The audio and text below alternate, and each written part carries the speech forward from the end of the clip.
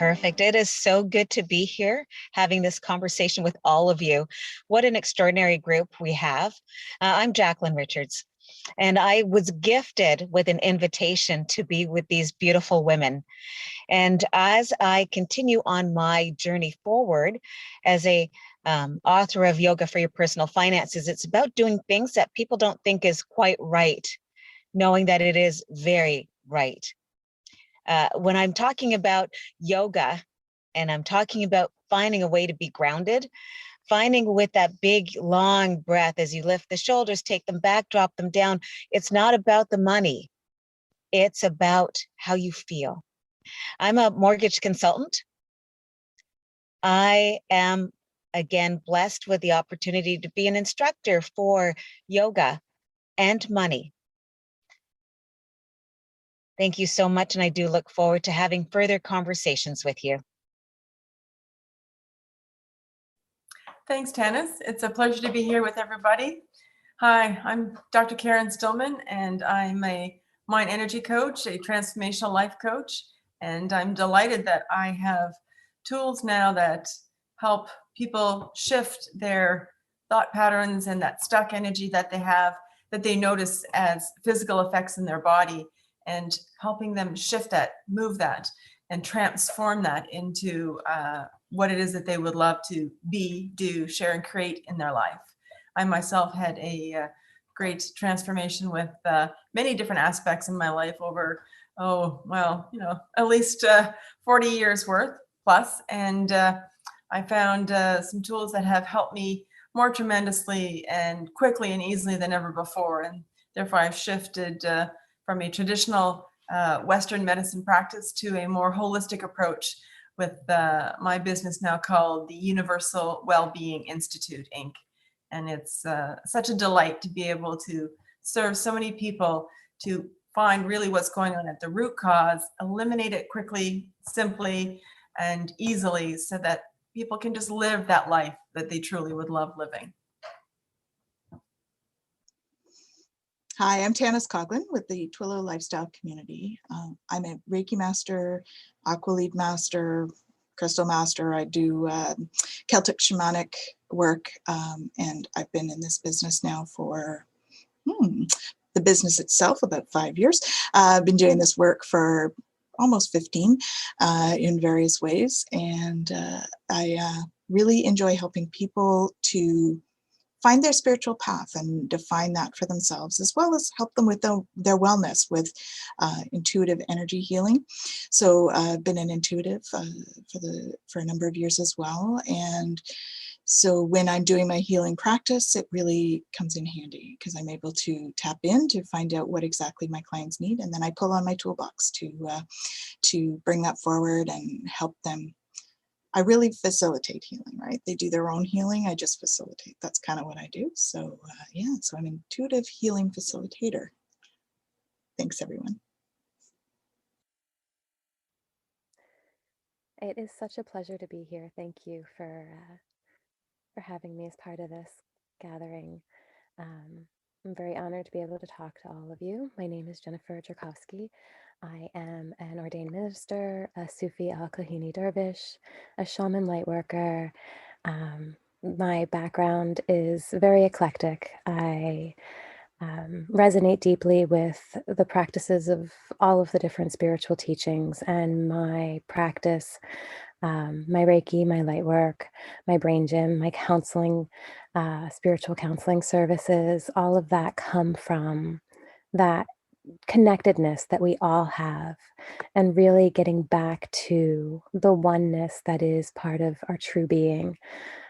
So when I work with my clients, I work to help them see how that connectedness can directly impact their experiences and move them beyond the pushing and pulling of our thoughts and feelings, to really guide our actions into the life that we want to be living as spiritual beings.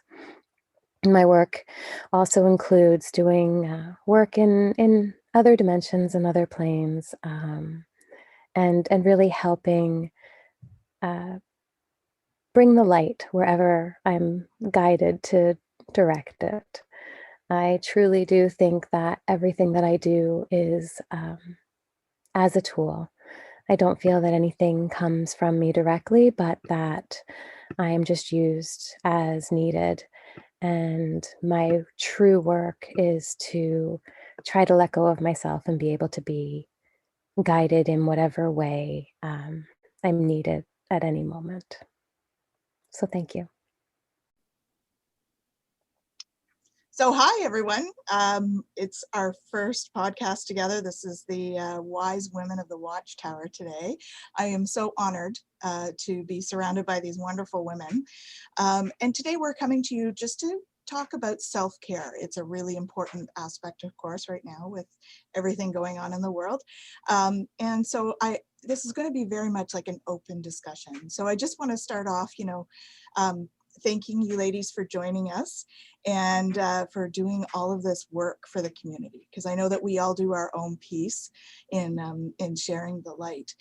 So I just wanted to know, what kind of things do you guys do in terms of self-care, and what hints and tips do you have for others in regards to self-care? Jen, do you want to start? Oh, okay. One of the things that's been coming to me a lot recently in terms of self-care for my own development purposes is setting boundaries and being able to acknowledge when I'm reaching a point of putting in too much or going too far, expanding myself beyond where I feel comfortable or where I have opportunity to have my time to be quiet, to ground, to like really come back to center. And that for me, self-care wise, is what I really need. Um, I'm very much an introvert at heart. I need to have that downtime. I need to have quiet and alone time for meditation and prayer, retroflection, just really, understanding what is going on for me at any given moment. And so the boundaries piece has been huge right now in just understanding that sometimes, even though I want to be available or I want to help, I want to be of service, being able to say, you know what, I actually can't do this right now, and honoring that within myself. And honoring too the fact that if I were to say yes, I wouldn't be 100%. I wouldn't be able to give everything that needs to be given in that moment. And so I'm doing a disservice by doing a half service, and then also not really taking care of myself through that process. And you bring up a good point about being the introvert, because when we're introverts versus extroverts, it's a different sort of energy management piece, right? Because I know for myself, I'm an extrovert, and so being out with people, I really gain energy from that. I do need to do my sort of protection stuff before I go, but I gain energy from that. Whereas I think as an introvert, I'm not sure if this is your experience, Jen, but in general, I think introverts tend to kind of lose energy more when they're out with people. Have you found that to be true? I have, and I find small groups or one-on-one is a lot easier than large groups. Yeah. I really have to be careful. Different energies drain me faster than other energies, to the point where, like, I'll pull into a grocery store parking lot, and if it's too crowded, I'm like, okay, not today. I can pick up what I need tomorrow. And just really acknowledging for me that that's important.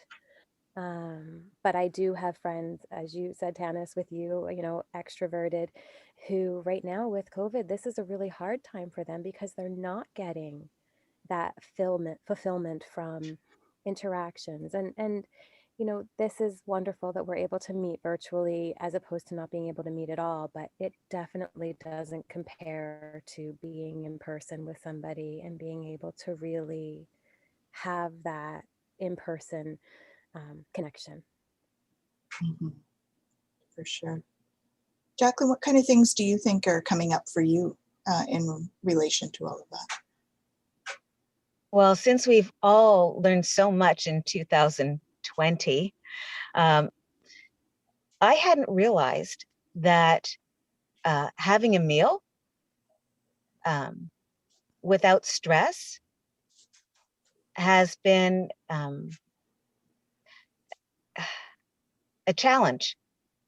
It is, things have to get done in very different ways. And should I decide to have breakfast, have lunch, have dinner, I often have skipped breakfast, lunch, and get to dinner and had no idea that I hadn't eaten at all that day. That doesn't do a benefit for my body or my mind. And it wasn't until I sat down one day I have a paper agenda and a computer agenda. I looked at my paper agenda and wondered, I did groceries and I was very specific, breakfast, lunch, dinner. I hadn't touched the groceries. Why? What had me think that that was okay? I had things to do, clients to connect with, meetings to have, Zoom meetings and Microsoft Team meetings and Google meetings. I had no idea there was a Google meetings. There is so much that I need to have in place that wasn't that way a year ago. I'm not sure how often I would have skipped a meal a year ago. Maybe I'm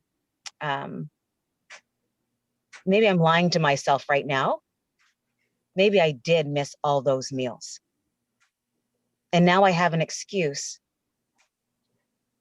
And no more excuses. In my agenda, I've decided to note breakfast, lunch, dinner, and what I'm having for breakfast, lunch, and dinner. I decided that I'm not going to be on the phone while I'm having a meal. I decided that it might be a really good idea to eat. And so I've decided that it's going to be 20 minutes a meal. I don't know about you, but 20 minutes is forever when you're having a meal, but it's not. It's 20 minutes of time that I will now take for me. It's kind of like a meditation, Jen. I've decided that my meal will be my meditation so that my body has the opportunity to digest, so that my heart has an opportunity to digest. And I bet you that meal was better than it was before. And when I'm thinking about self, I think that maybe it's time to take that time for self. Yeah, it's interesting when you say that, because I actually just went through mine and was like, okay, I'm just on the phone like all the time, or I'm on Zoom all the time. I'm like, I need to schedule time here. I kind of balk at that a bit myself. I have a problem with schedules, but I am going to make the concerted effort to do that. It's like you just lose track. And yeah, absolutely. Yeah. How about you? What came up for me as you were talking about that, Jackie, too, is because I do mindfulness and try to teach mindfulness, and one of those components is that mindful eating aspect, right? And the energy that we even put into taking the time to prepare our food, and what goes into that whole aspect of it, and then the time that it is to eat it and to actually enjoy it. I'm definitely victim of that idea of like rushing through my meals. And I've come to realize that, I've consciously tried to slow down as I've gotten into more of the mindful practices of it. And like you said, like, it's so much more enjoyable when you are actually taking the time to pay attention to what you're eating. And, I had a fruit salad this morning with some yogurt on it. And I remember, and I just looked at the bowl and was like, this is so beautiful. All the colors, all the flavors, which is not something that I ever would have done before. So I really appreciate you bringing up that component. Yeah, that's awesome. Karen, how about you? What things have you noticed? Well, I find with all the online meetings, it's easier to schedule them, as Jackie had referred to, back to back, and the go, go, go. So knowing that my calendar is my tool to manage my activities, because I can't control the 24 hours in a day. They come, they go, that sun rises, that sun sets the same every day. and so that I can feel comfortable with what I'm doing and rested and energized. So I'm well balanced is putting everything into my calendar. So it's my super tool. It's like a superpower that just keeps me on track and in line. So scheduling the meal time is perfect. I schedule, and it may look like it's jam packed, but I have, from the time I get up, from the time I go to bed, when I put things in my calendar, including those personal, those rocks that are very important to me, those essentials. So my self-care time, so my meditation, when I eat, down to, the time I'm allotting for a shower today, if I'm working out, if it's, something, no, it's not that today, I'm going to have the bath at the end of the day. And I mark that in there and what I'm doing so that I can feel that I've done the best that I can, so that I can serve all the people that I serve.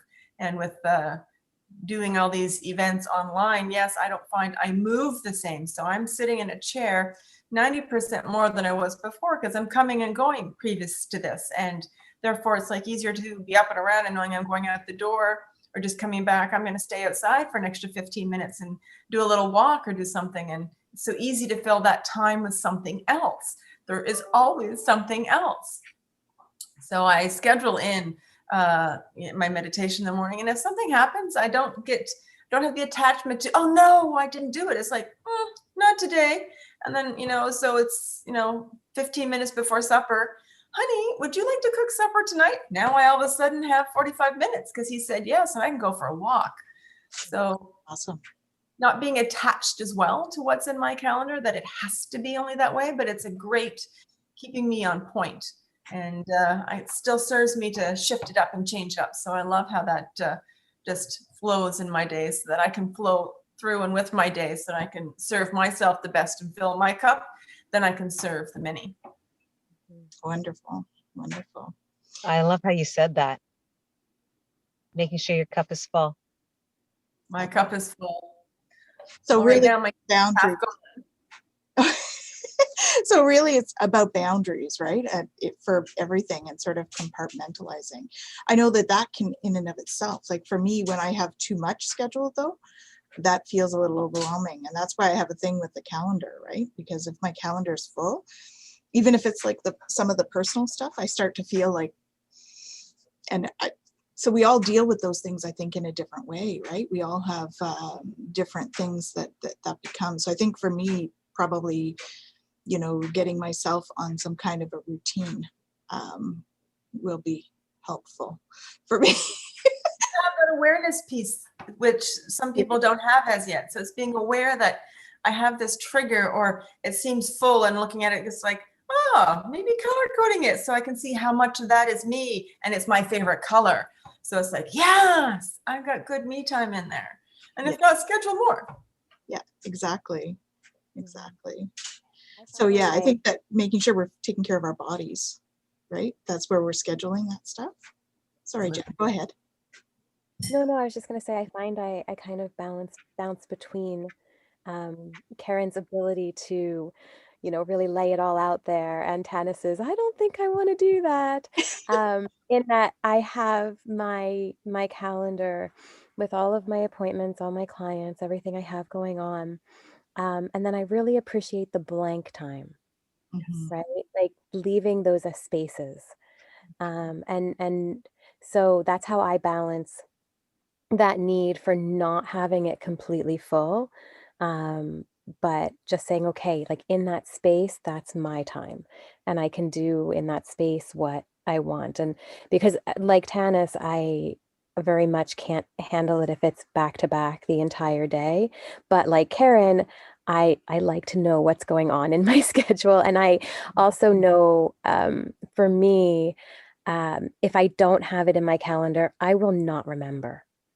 Absolutely. So I have to have like everything that I've committed to in there, or it's gone. And maybe an hour later, maybe a day later, maybe when somebody calls me and says, hey, Jen, where were you? I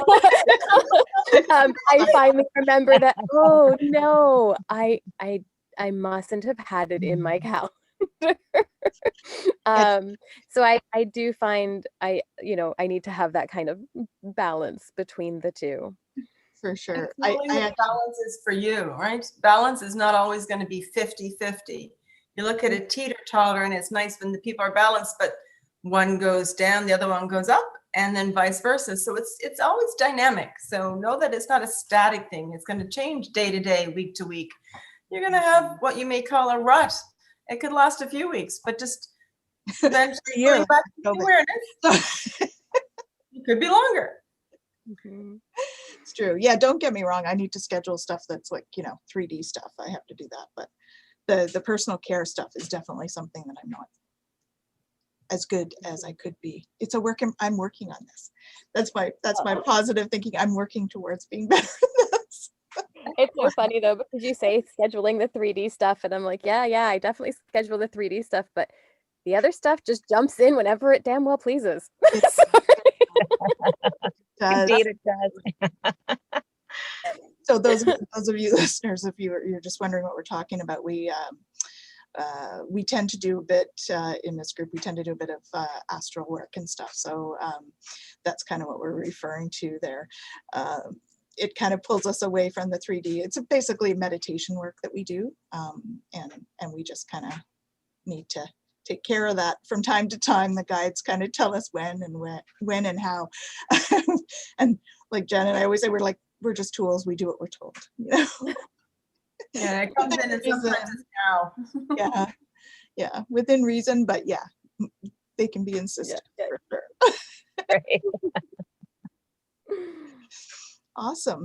Any other self-care tips, guys, before we close this out? Well, I was thinking maybe you could share some, Tanis. Yeah. Well, I do I do a regular ritual every day, and of course, ritual is not like let's simplify that a little bit. Ritual is something you do every day. It's not some dark thing that everybody seems to think it is. A ritual can just be like, I do this and I bring this here and I do this every day, and I do, so I do have my rituals that I do every day, and one of them is before I go to bed, I come down and I take my time and I do meditation and just allow communication to come through if it's going to. I light my candle and set my intentions for the next day and for overall. Those are the kinds of rituals or routines that I get into. And I try to get out for a walk. That's one of those things I need to schedule. But yes, I do try to get it. It's on my to-do list every day. And I think making sure that I'm drinking enough water over the course of the day. I've always got one of these guys going with my crystals in it and those kinds of things. But yeah, meditation and really connecting with, what do I need today? Sort of what do I need for the next day if I'm doing it in the evening? What do I need? What is my soul looking for today? What kind of food does my soul need? Not just the body, right? What kind of food does my spirit need? What does that emotional part of me need? And so there's also that sort of healing aspect too. Stuff happens over the course of the day, and we all have lives and things happen. So I do the Ho'oponopono a lot, which is basically a forgiveness mantra technique, healing technique. So doing that whenever is necessary for me, and that's been really super helpful for me, and I use it with my clients all the time, and so it's quite, if you haven't heard of the Ho'oponopono, please look that up. It's from the Huna tradition, and yeah, really helpful. Have any of you used that? Absolutely. Yeah. Every day. I wake up saying it and I don't realize that it's like, oh yeah, I'm awake. It's like, and it's being recited in my head because obviously there was something going on. Yeah. Yeah, I just find it so good. And I can't tell you how great it was for, like, when you're talking about self-care and what your soul needs and stuff. When I first started my journey, self-esteem was definitely something to be working on. And I did like the Ho'oponopono in the mirror. And I can't tell you how amazing it is. The first time you look in the mirror and you're like, I kind of like you. That's when you haven't, that's a huge thing. when you What a start to do that, right? And so for me, that was one of the ways that I started using it first, right? Was in the mirror, because we have so many things that we perceive as things we've done wrong, even when we're just speaking our truth, or we're going about our truth. So Exactly. And in keeping with that, another thing that I like to do is just stop and take a few deep breaths. So I ground myself to bring myself to this present moment, because what else may be going on in my head may not be going around, but I've expanded on that from something a minute ago, 5 minutes ago, a year, a decade ago, and it's not now. It's not working right now. It's not happening right now. So I can pull myself into this moment, this very moment. And as you mentioned, Jackie, you nourish your body, what you're feeding yourself. Tannis carried on as well with that, with the water. From a body human perspective, the number one thing that, 8 minutes later or 12 minutes later, depending on the conditions, if you're not breathing, our body is gone.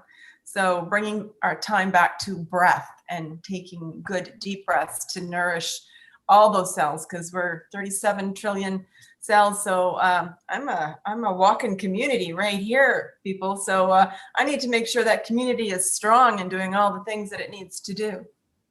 So tying all that together is it's icing on the cake. yeah, for sure. Yeah.